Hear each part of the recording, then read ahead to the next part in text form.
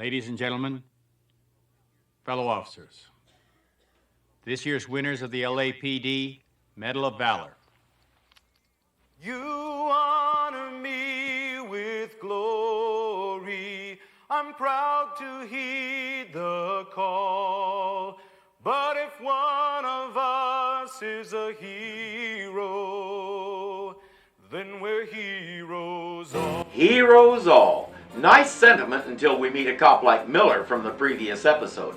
At the end of that, Hollander forced Miller to retire because he was a racist who was bad at his job. Now, the vast majority of cops are good. The problem comes when those good cops tolerate the bad ones, or worse, cover for them. That puts a stain on the whole department.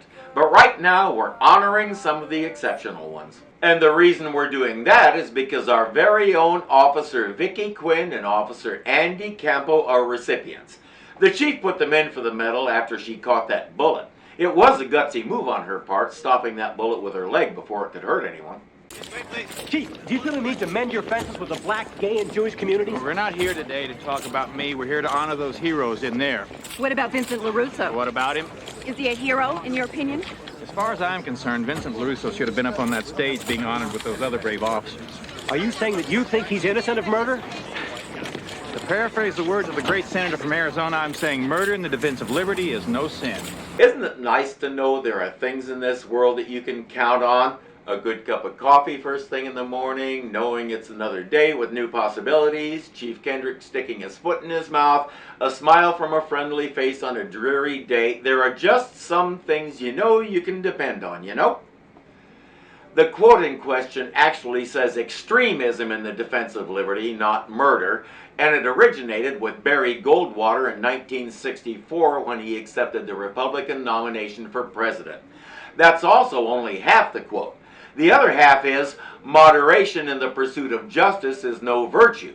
Funny the chief didn't quote that part about Vincent Larusso. The reporters are somewhat baffled. Can you clarify that for us, Commander Osborne?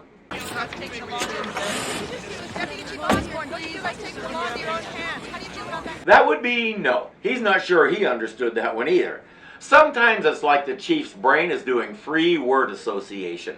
He hears the word murder and his brain jumps to the Goldwater quote. It might have nothing to do with the context of the conversation, but that's our chief.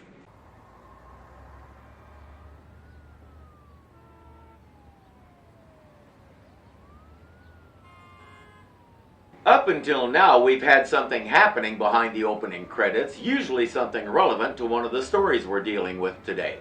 This right here is a serious anomaly, and I have to wonder why we have nothing to listen to and nothing to look at except panning across the greater Los Angeles area, something the average viewer could not care less about. Ozzy's people drafted a statement clarifying the chief's remarks so Mayor Plank shouldn't catch too much flack over it. But she's getting tired of the chief's loose tongue.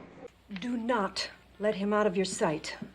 And you, muzzle it till this trial is over, or I swear I'll feed you to the wolves. Maybe Ozzy should get himself one of these. I'm sure someone could alter it to fit the chief. At the station, Vicky has to tell Andy that she's put in for a new partner.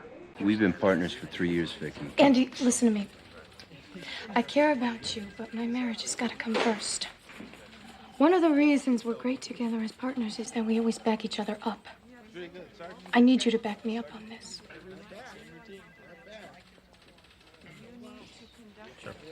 What he'd like to do is back Ralph into a corner and explain a few things to him, punctuated with a few raps on the head to try and get this stuff to penetrate.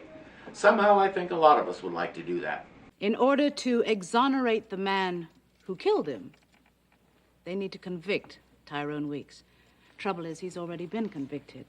That man tried him, convicted him, and executed him all by himself.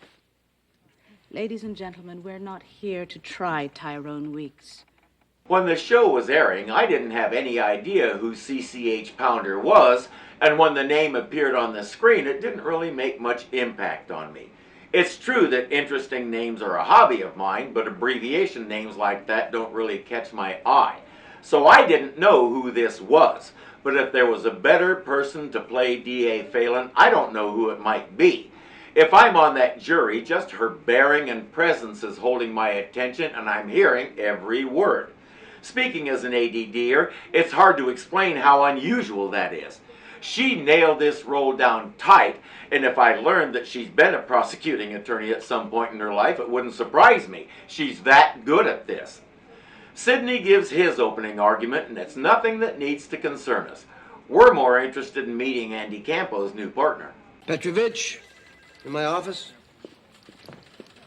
Yes, sir. Officer Dorothy Petrovich, meet your new partner, Andy Campo. Officer Campo? Saw your picture in the newspaper. Medal of Valor? Ah, yes. It's an honor. She's a bit of a change of pace from smiling, bubbly Officer Quinn, but the real question is how she is at the job. At least that's what Andy's going to be telling himself for a while. So who did Vicky draw for a new partner? When you're riding at him 55 today, aren't you? You and the new kid? Yeah, Stillman. I haven't met him yet. You ought to check this out. Another GTA just south of Manlius. Now, that's 9 in the last 2 weeks. That's your area, so check the daily logs and get yourself up to speed. Way ahead of you, Sergeant. Suspects are 3 male Hispanics, one of them with a shaved head. Yep, that's him. He may be a Dirk Benedict lookalike wannabe, but he ain't no A-team material. Curiously enough, both this actor and the actress playing Petrovich are better known for cartoon voice work than they are for on-screen acting. Deliberate? How should I know? I wasn't there. Stillman? Vicky Quinn. Yeah, no, how you doing? If you knew who I was, why didn't you introduce yourself? What are you, Miss Manners? Well, hey, if we're gonna be riding If together... we're gonna be riding together, we ought to go. What's with all the attitude? Because she got a Medal of Valor and you just got out of the academy? Give it time, kid. No, his problem is a little more basic than that. You know those cops? The kind that think that little girls shouldn't grow up to be police persons? You're one of those? Yes, I am. And when they do, for some crazy reason, decide to become cops, the thing that I hate the most is when I'm partnered up with them, especially in a combat zone like we have here. He's a chauvinist pig. Vicky's having trouble holding her temper. So you figure I'd be better off cruising one of the West Side shopping malls? Or catching lady shoplifters with perfume in their Gucci bags? Well, go ahead and laugh. But you know and I know that if something heavy goes down... Nah, I better not say it. What? No, if something heavy goes down, what then? Our first instincts are going to be that I go in first, that's all. Our first instinct? He means his first instinct, because we all know he would shove his way past her because she's the inferior one anyway. The fact is, she's the senior member of the team and he's basically a trainee, so it would be her job to go in first and show him how it's done. Oh, you're really getting me angry now, you know that? Wow, I really don't want to do that. Get out of the car. Get out of the car and walk back to the station, explain to Hollander exactly what this guy is and refuse to ride with him. Andy Campo has his own new partner problems. I ain't afraid of him. I'm not afraid of him, and I sure as hell ain't afraid of you. This guy's crazy. I'm telling you, this guy's crazy. What's crazy is we are standing here arguing over a bucket of chicken. Yeah, well, I'm willing to die over a bucket of chicken. How about that? It's almost like she enjoyed that. Mostly because she did. You okay? Yeah. 415's really turned me on. What do you mean? I mean, just what I said. He turned me on. It's song time.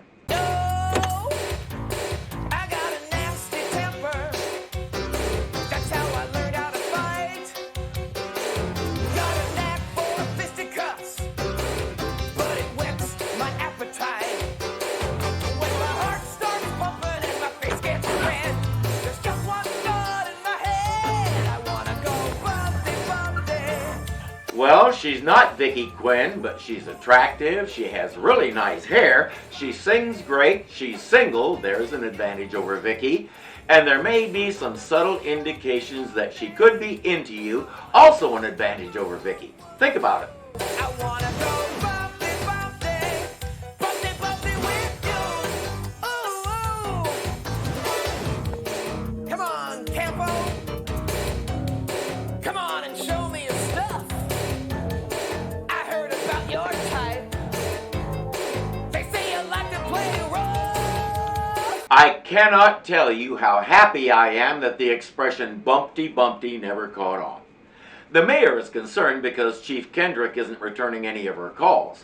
He has a birthday coming up, so she wants to find a way to make this up to him. As usual, Ray to the rescue. Something in leather. That's it. A saddle. Yes, with a big silver knob on the pommel. Whatever. I'll get on it right away. I just have one question, Mayor. If Ray measures you to make sure the saddle fits, will he be overstepping his bounds? Or does he need to measure the chief? I can imagine how that would go over. She'll decline Ray's offer of some custom spurs and riding crops to go with it. Larusso's trial is proceeding fairly normally for such a thing. Right now, Gaines is explaining how he and Rolfe blew the bust, and Sidney is taking him apart. I have an objection, Your Honor. You sit down, sir. I will not sit down. I will be escorted out of this courtroom. You can throw me in a jail cell, but I will not sit down. Will the court officers remove that man? This man is a racist assassin. You know that, and I know it. And this lawyer is the man who's paid to lie for him. I really wonder what people who do that think they're accomplishing. Still, Sidney being Sidney, he sees an opportunity here, and the judge has ordered a short recess so he has a chance to take advantage of it. In the hall, it's a media circus. Vince is trying to talk with the man, but the reporters smell blood. Could you guys get closer together? What? I'm trying to get you both in the shot, sir. Look, if you people spend more time examining the issues and less time worrying about the shot, you might actually serve a purpose in this society. Hey, we've got like 3 minutes to deadline. If you want to make the 6 o'clock news, it's now or never. They didn't acknowledge a word he said. By this time, word had leaked out that the show was being canceled, so from here to the end, it's going to feel less like a musical drama and more like a musical steeplechase. We'll be rushing to tie up all our various storylines and try not to leave any loose ends, but we'll still do our best to put some good songs in the right places. Like now. Do you think the cops have too much power? Do you think they use excessive force? Tell us, was your life in danger? Tell us, did you feel any remorse? As they sing, they're swarming around Vince and the other man like the vultures they tend to act like. Really, I can easily see contempt for this pack of jackals make these two look at each other, soften, and say, "You want to go get a cup of coffee?" Say whatever you want about Ronald Reagan. Love him, hate him, be indifferent. He tamed these people. From day one, he said, it won't be like this. You'll sit quietly and raise your hand to ask a question, and when you're done, you'll sit down quietly and give someone else a chance. And they did it. He proved they don't have to behave like this. Someone just has to stand up and tell them no. The two men won't get a chance to try and talk, but I think they realize that whatever their differences, they also have a common annoyance. We're like apples and pears. We're oil and water. Yeah, I'm about to throw you out of my office, right on you. She tried to pull my pants down, sir. She what? She tried to... No, don't repeat that. The captain can't help laughing a bit. Who could? He says he'll see what he can do. Next up is Stillman.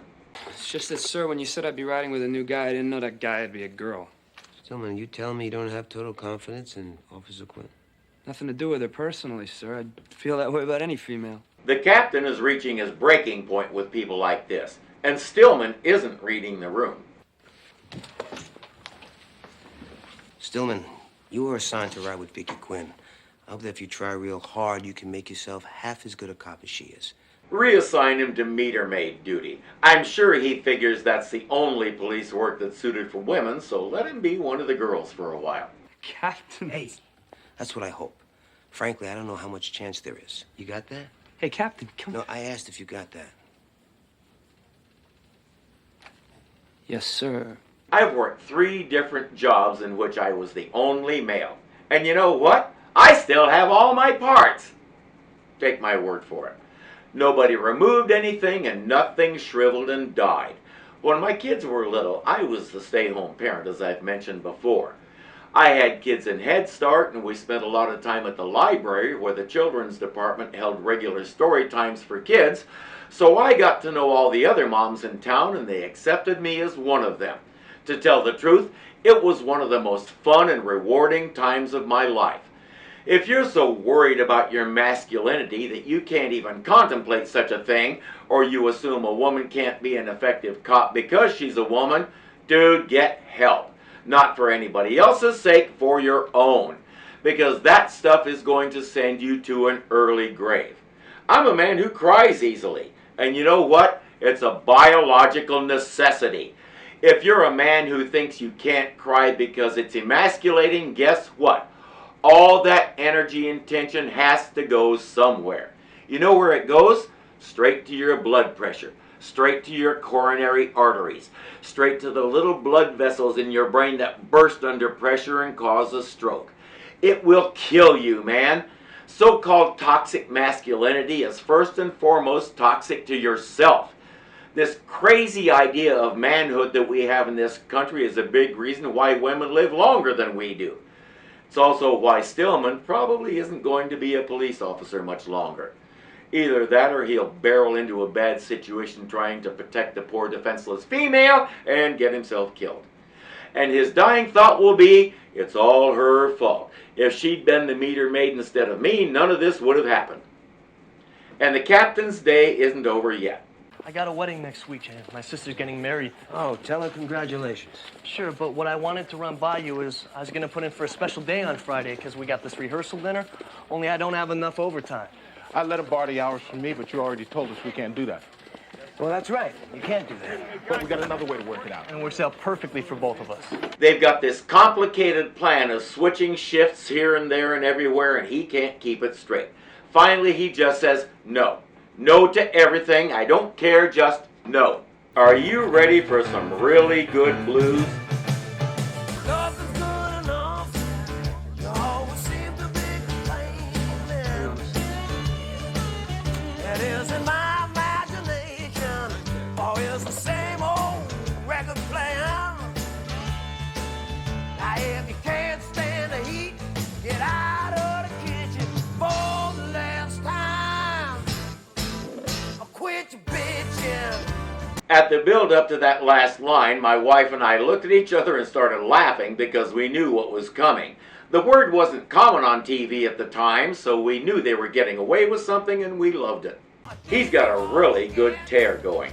Remember what I was saying about all that tension has to go somewhere? You're looking at it.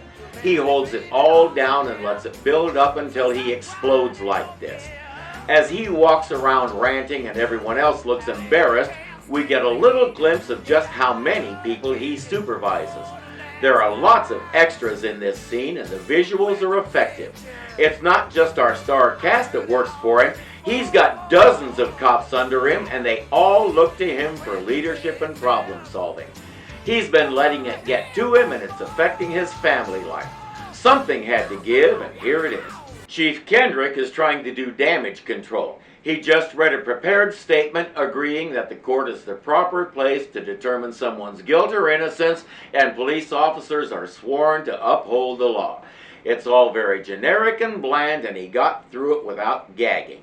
Then the questions start flying and the word twisting starts happening. And today is my 52nd birthday, damn it, and I am what I am. And what I am is an old cop who doesn't have time to sit around on his ass debating the pros and cons of law and order with a bunch of ignorant, left-wing media jackals. He's not wrong about a lot of them, but he has to know they're going to crucify him for that. Some jackals don't like being told they're jackals. They think they're foxes. How much trouble is he in with the mayor this time?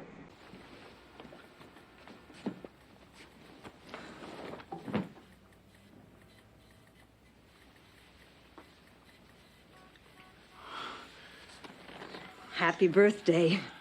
Boy, I don't know how he's going to handle a punishment like that. She's given up trying to tame him. She'll take him just as he is. I'm gonna skip.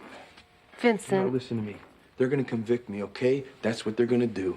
That means I'm going to San Quentin, or Folsom, or Soledad, or Vacaville. The locals say Vacaville. I had some friends who lived there. One Halloween night, we were driving around the town looking for someone to throw eggs at when we encountered this gigantic farm truck full of guys in the back. I think they bought every egg in the world and threw them all at my car to the point where I couldn't see out of the windshield. Thing is, there was a cop right there who watched it. He didn't notice that we also had eggs in the car, so the guys in the truck got busted. I didn't.